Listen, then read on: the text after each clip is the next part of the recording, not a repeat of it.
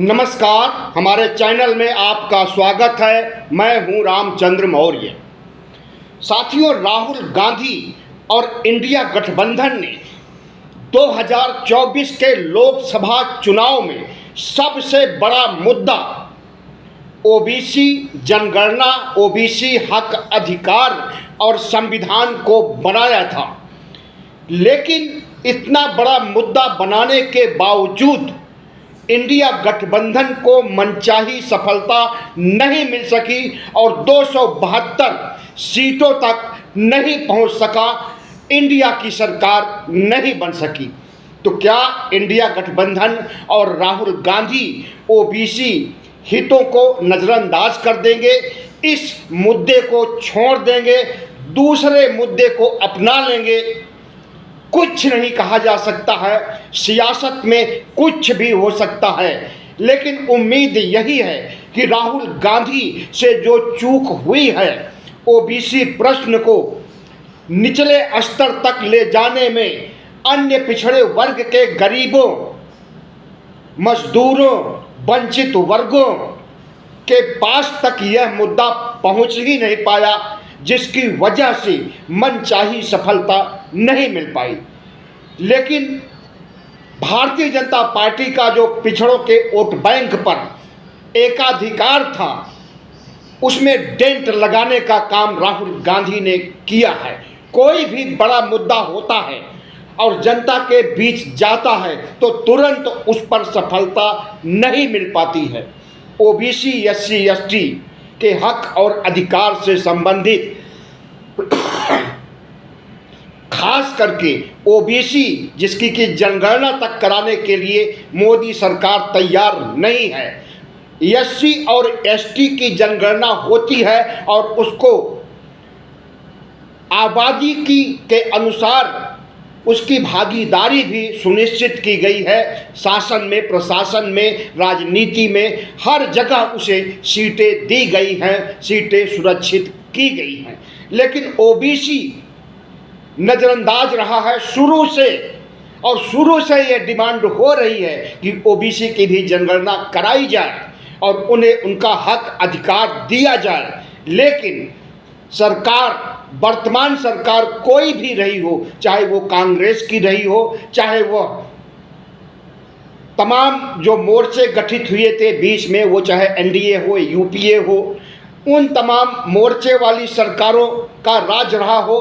कभी भी ओबीसी जनगणना नहीं कराई गई। और यही जो पहले हुआ था उसी को नरेंद्र मोदी ने भी आगे बढ़ाया और ओबीसी जनगणना नहीं कराई। लेकिन आपको हम बता दें कि 2004 में जब राहुल गांधी अमेठी से जीत करके आते हैं, तो उसी समय से उन्होंने ओबीसी प्रश्न छेड़ा था। और 2009 में जब फिर से कांग्रेस और यूपीए की सरकार बनती है, तब भी ओबीसी हक अधिकार और गणना का सवाल छेड़ा गया था लालू यादव, मुलायम सिंह यादव, शरद यादव की तरफ से। और उस समय मनमोहन सरकार ने कबूल कर लिया था कि अब जो जनगणना हम 2011 में कराएंगे, उसमें ओबीसी की जनगणना होगी और उन्हें उनका वाजिब हक और अधिकार मिला था। और जैसा मनमोहन सिंह ने कहा था वैसा किया भी। 2011 की जनगणना हुई तो उसमें सोशियो इकोनॉमिक बेसिस पर ओबीसी की जनगणना, उनकी शैक्षिक, आर्थिक, सांस्कृतिक स्थिति का चित्रण हुआ था और उसके आंकड़े भी आए। लेकिन आंकड़े आते आते नरेंद्र मोदी की सरकार आ गई थी, और नरेंद्र मोदी की सरकार, जिसे कि आरएसएस अपने रिमोट से चलाता रहा है, लेकिन आजकल आरएसएस नहीं चला रहा है, उसका रिमोट खराब हो गया है, या फिर भारतीय जनता पार्टी और आरएसएस में जंग छिड़ी हुई है और आरएसएस से बड़ा अपने को नरेंद्र मोदी दिखाने के चक्कर में आरएसएस को भी गंवा बैठे हैं। तो 2011 में जनगणना हुई और उसकी रिपोर्ट 2014 में आई, और उस रिपोर्ट पर नरेंद्र मोदी कुंडली मार करके बैठ गए। रिपोर्ट को पब्लिक डोमेन में नहीं लाए, उसे अखबारों में प्रकाशित नहीं किया और आज तक वह रिपोर्ट का पता नहीं है कि वह रिपोर्ट किस स्थिति में है और उस पर कोई कार्रवाई होगी या नहीं होगी। उस रिपोर्ट की तो बात छोड़िए, 2021 में जो जनगणना होने वाली थी वह जनगणना भी इस साल नहीं हुई। अगर वह जनगणना होती तो उसमें ओबीसी का सवाल प्रमुख मुद्दा हो जाता। राहुल गांधी, अखिलेश यादव, तेजस्वी यादव जैसे ओबीसी के तमाम नेता, हालांकि राहुल गांधी ओबीसी नहीं हैं, तमाम नेताओं के दबाव से ओबीसी जनगणना करानी पड़ती और इसी वजह से 2021 की जनगणना को ही रद्द कर दिया नरेंद्र मोदी ने। लेकिन कब तक रद्द करेंगे? 2031 में भी रद्द कर देंगे क्या? इस देश की जनगणना अब कभी होगी ही नहीं। नरेंद्र मोदी के रहते हुए तो हमें लगता है कि जनगणना, सामान्य जनगणना भी नहीं होगी। ओबीसी जनगणना की तो बात ही छोड़िए। प्रधानमंत्री नरेंद्र मोदी आरएसएस के इशारे पर काम करते रहे हैं और आरएसएस से आए हुए खुद को प्रचारक भी मानते रहे हैं। याद कीजिए, नरेंद्र मोदी जब 2014 में पहली बार जीत करके आए थे तो उन्होंने टीवी चैनल पर प्रकट होकर के कहा था कि हम आरएसएस के प्रचारक पहले हैं, प्रधानमंत्री बाद में। और वही नरेंद्र मोदी आरएसएस को आज दुत्कार चुके हैं और आरएसएस भी उनसे कन्नी काट लिया है और उनका प्रचार नहीं कर रहा है। नरेंद्र मोदी की हार सुनिश्चित करने में आरएसएस का भी योगदान है, जिसे माना जाएगा कि वह राहुल गांधी का सपोर्ट पर्दे के पीछे से आरएसएस भी कर रहा है और आरएसएस से नरेंद्र मोदी की दूरी इतनी बढ़ गई है कि नरेंद्र मोदी की सरकार को गिराने में भविष्य में आरएसएस की बड़ी भूमिका हो सकती है। भले ही राहुल गांधी को ओबीसी प्रश्न पर, ओबीसी मुद्दे पर अपेक्षित सफलता नहीं मिल पाई, भले ही उनकी सरकार नहीं बन पाई, भले ही इंडिया गठबंधन सरकार में नहीं आ पाया है, लेकिन एक विपक्ष के नेता के रूप में राहुल गांधी ताकतवर हुए हैं और राहुल गांधी इसे ही सबसे बड़ा मुद्दा अगले चुनाव में भी बनाएंगे। यहाँ तक कि उपचुनाव जो होने वाले हैं 10 जुलाई को,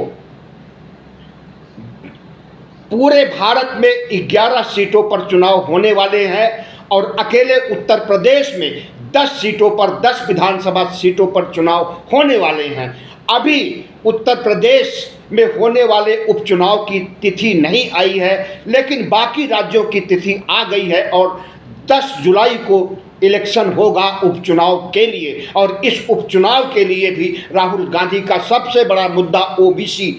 हक अधिकार, ओबीसी जनगणना और संविधान की रक्षा करना है।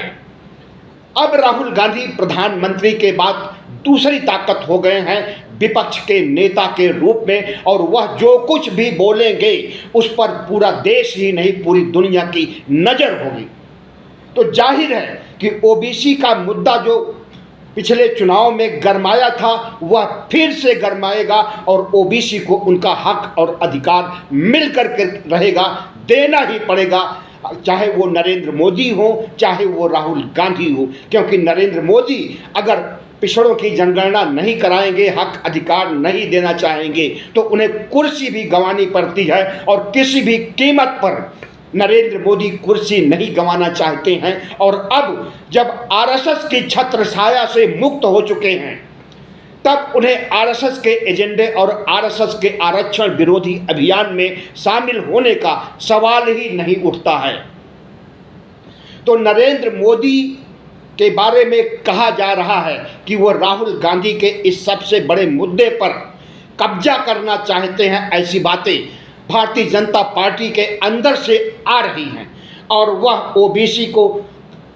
की जनगणना करा करके उन्हें हक अधिकार देने की बातें भारतीय जनता पार्टी के अंदर खाने में शुरू हो गई है। अगर ऐसा होता है तब भी यह राहुल गांधी की जीत मानी जाएगी और इसका श्रेय राहुल गांधी को ही मिलेगा, क्योंकि राहुल गांधी ने इस छोटे से प्रश्न को बड़ा प्रश्न बना करके उठाया है, राष्ट्रीय पटल पर रखा है और इसी पर चुनाव लड़ा है। लेकिन दूसरी तरफ बिहार में जहां पर कि ओबीसी जनगणना कराई गई थी, नरेंद्र मोदी ने बड़ी ठसक के साथ नीतीश कुमार और तेजस्वी यादव को 2022 में कहा था कि जाइए अपने राज्य में ओबीसी जनगणना करा लीजिए, हम राष्ट्रीय स्तर पर नहीं कराएंगे। तेजस्वी यादव और नीतीश कुमार लौट करके आते हैं और वह ओबीसी जनगणना बिहार स्तर पर कराते हैं और उसकी जब रिपोर्ट आती है तो पूरे देश में भूकंप मच जाता है और असली वजह समझ में आ जाता है कि नरेंद्र मोदी क्यों नहीं ओबीसी जनगणना करा रहे हैं। अगर नरेंद्र मोदी ओबीसी जनगणना कराएंगे तो जिस तरह से बिहार में 63% आबादी साबित हो चुकी है, प्रमाणित हो चुकी है कि 63% ओबीसी बिहार में हैं, जिनकी माली हालत, आर्थिक, सांस्कृतिक, सामाजिक स्थिति दयनीय है, तो इसी तरह से पूरे देश में कम से कम 60% ओबीसी की जनसंख्या है, लेकिन अभी उनकी गणना नहीं हो पाई है। और अगर उनकी गणना होती है तो उन्हें उनका हक अधिकार जनसंख्या के मुताबिक देना पड़ेगा। और यही वक्त की नजाकत है। इस नजाकत को जो पार्टी समझ पाएगी वही पार्टी भविष्य में राज करेगी, क्योंकि पिछड़ों के अंदर अब वह चेतना आ गई है और उन्हें पता चल गया है कि उनकी मुफलिसी और उनकी आर्थिक बदहाली की खास वजह उन्हें राष्ट्र की मुख्य धारा में न जाने का शिगुफा अगर किसी ने छोड़ा है तो राहुल गांधी ने एक सकारात्मक पहल की है और उन्हें आरक्षण दिलाने के लिए जनगणना कराने की बात कही है। तो बिहार सरकार ने जनगणना कराया और उसके बाद 65% आरक्षण ओबीसी को दिया और 10% जो आर्थिक आधार पर सवर्णों को दिया गया है उसे मिला करके आरक्षण की सीमा 75% कर दिया बिहार सरकार ने। और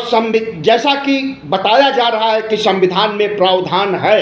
कि 50% से अधिक आरक्षण नहीं दिया जाना चाहिए, लेकिन इस 50% आरक्षण की जो बात हो रही है ऐसा संविधान में कुछ भी नहीं है। यही वजह है कि 2019 में जब नरेंद्र मोदी 10% आरक्षण सवर्णों के लिए सुनिश्चित किया था तो यह आरक्षण का दायरा 60% हो गया था और उसी दायरे से आगे बढ़कर के 15% और बढ़ा करके नीतीश कुमार ने अगर इसे 75% कर दिया था तो उसकी वजह से उन्हें पटना हाई कोर्ट में भारी हार मिली। आपको बता दें कि तमिलनाडु में 69% आरक्षण दिया जा रहा है ओबीसी को और वहां किसी ने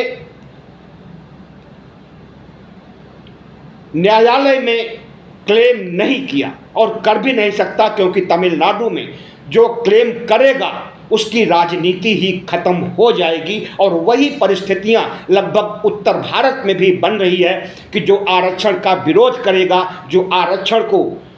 न्यायालय में क्लेम करेगा, हालांकि वहां पर उनकी हार ही होनी है जो क्लेम करेंगे सवर्ण जातियों के लोग। ऐसा बहुत बार हो चुका है और आगे भी होगा। और जहां तक पटना का सवाल है कि 75% आरक्षण पर रोक लगा दिया है पटना हाई कोर्ट ने, तो नीतीश सरकार ने इसे क्लेम किया है सुप्रीम कोर्ट में। अब सुप्रीम कोर्ट का निर्णय क्या होगा यह तो वक्त ही बताएगा, लेकिन इतना निश्चित है कि जब ओबीसी हक अधिकार की बात चल चुकी है तो यह दूर तक जाएगी और एक समय ऐसा आएगा कि ओबीसी को उनका वाजिब हक अधिकार मिल करके रहेगा और उनकी जनगणना उसके पहले कराई जाएगी।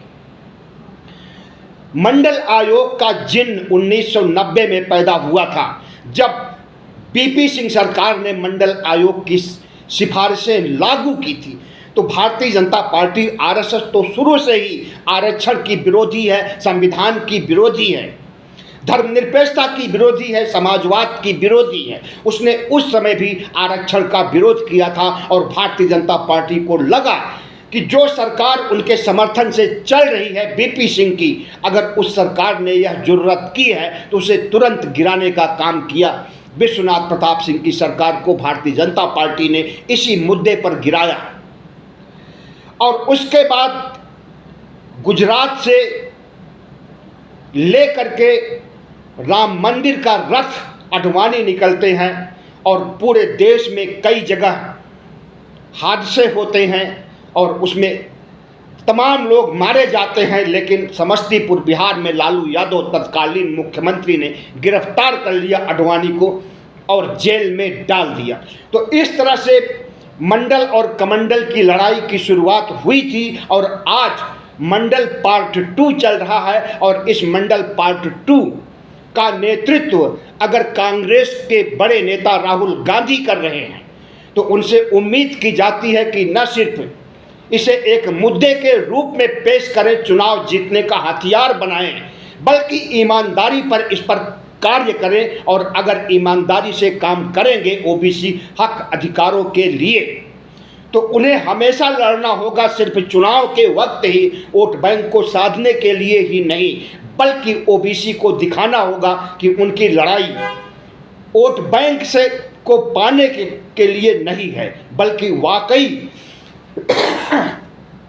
राहुल गांधी ओबीसी के प्रति सजग सतर्क हो गए हैं और ईमानदारी से कोशिश कर रहे हैं और जब तक ओबीसी को उसका हक अधिकार नहीं मिलेगा तब तक संघर्ष करते हैं। कांग्रेस पार्टी से जरूर बड़ी चूक हुई है क्योंकि मंडल आयोग बहुत पहले गठित किया गया था और वर्षों तक कांग्रेस पार्टी ने इसे ठंडे बस्ते में डाला और बीपी सिंह ने इसे देखा तो एक चुनावी अपनी पैठ बनाने के लिए उन्होंने इसे इस्तेमाल किया एक साधन के रूप में। अगर बीपी सिंह ने साधन के रूप में इस्तेमाल किया, राजनीतिक अस्त्र बना करके इसे पेश किया, तो हम समझते हैं कुछ भी बुरा नहीं किया। एक राजनेता हमेशा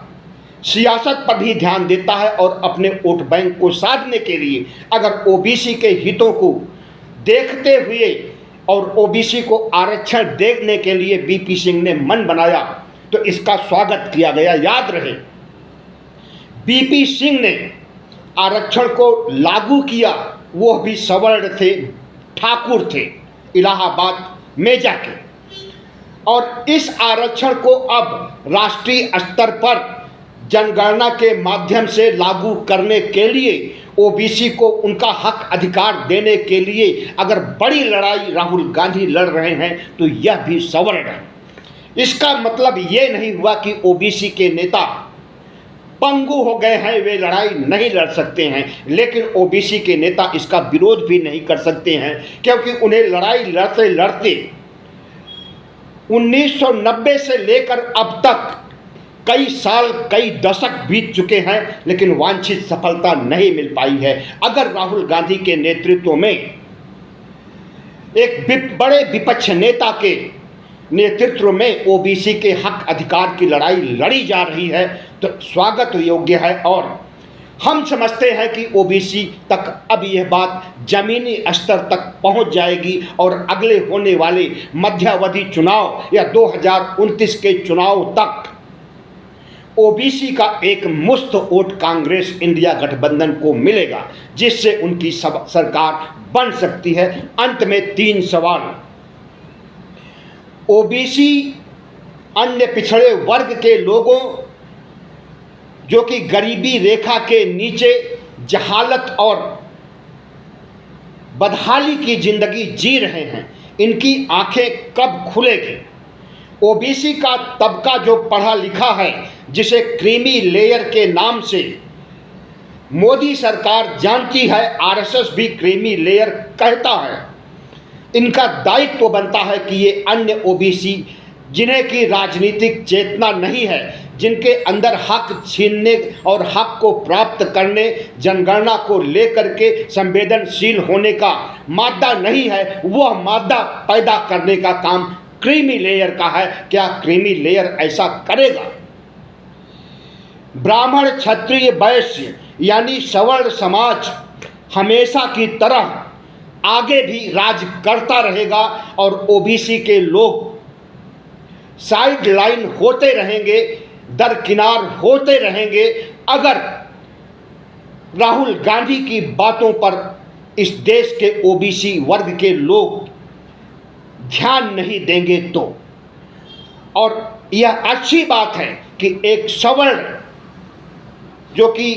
कांग्रेस राजवंश से माने जाते हैं, भारतीय जनता पार्टी परिवारवादी पार्टी कहती है, अगर उसके कद्दावर नेता ने ओबीसी के हक अधिकार की बात किया है तो निश्चित रूप से इसे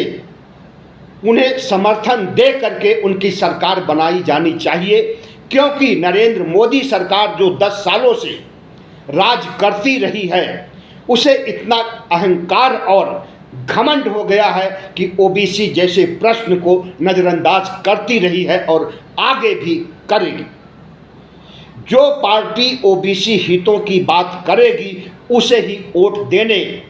का काम ओबीसी वर्ग को करना चाहिए और जिस तरफ ओबीसी वर्ग झुकेगा उसी पार्टी की जीत होगी। इस बात को नरेंद्र मोदी भी समझ रहे हैं और राहुल गांधी भी समझ रहे हैं, लेकिन नरेंद्र मोदी आरएसएस के दबाव में ओबीसी हितों को नज़रअंदाज कर रहे हैं और राहुल गांधी के ऊपर किसी का दबाव नहीं है। तो हमें लगता है कि हमें अन्य पिछड़े वर्ग को राहुल गांधी का हाथ मजबूत करना चाहिए, तभी हमारे साथ न्याय होगा। बहुत बहुत धन्यवाद। हमारे चैनल को सब्सक्राइब कीजिएगा, लाइक कीजिएगा और शेयर कीजिएगा।